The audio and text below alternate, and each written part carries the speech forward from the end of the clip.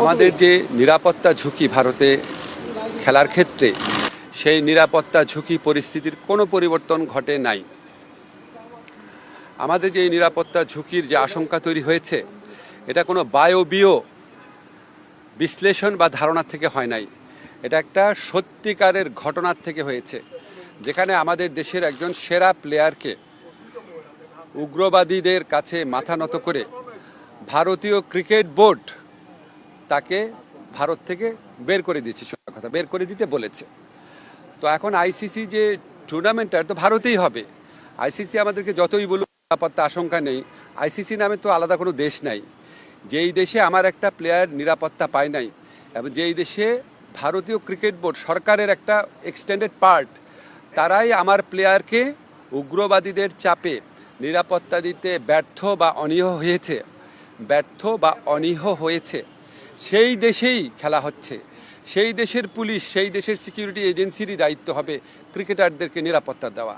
তো আমরা তাহলে ওই ঘটনার পরে কি এমন চেঞ্জ হয়েছে ভারতের, যে আমরা ভাবতে পারবো যে ভারতে আবার কোনো উগ্রবাদী আস্ফালন হবে না, এবং ভারত আমাদেরকে মুস্তাফিজকে নিরাপত্তা দিতে পারে নাই তো কি হয়েছে, আমাদের ক্রিকেটারদের, আমাদের সাংবাদিকদের, আমাদের দর্শকদের সবাইকে নিরাপত্তা দিতে পারবে।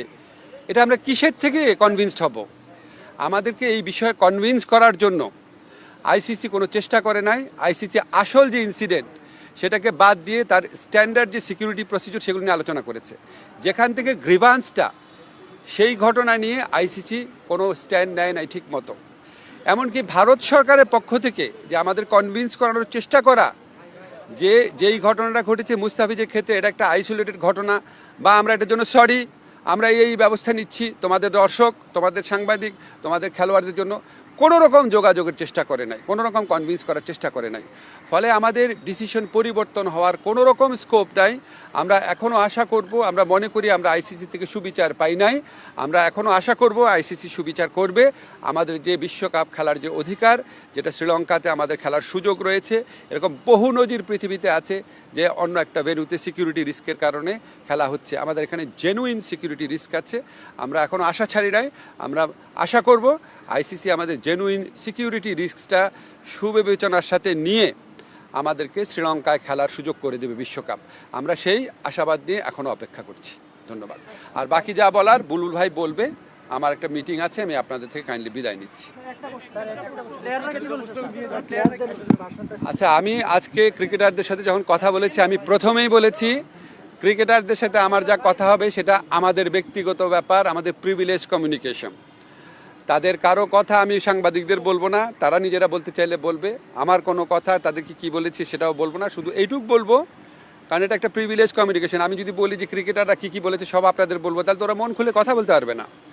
আমাদের এই সাক্ষাতের উদ্দেশ্যটা ছিল, আমরা সরকার কেন এই সিদ্ধান্তটা নিয়েছে সেটা তাদের ব্যাখ্যা করে বুঝিয়ে বলা, কনটেক্সটটা বলা। আমার কাছে মনে হয়েছে যে তারা এটা বুঝতে পেরেছে, এটাই পারপাস ছিল, আর কিছুই না। আর তারা কি বলেছে সেটা বলার অধিকার আমার নাই।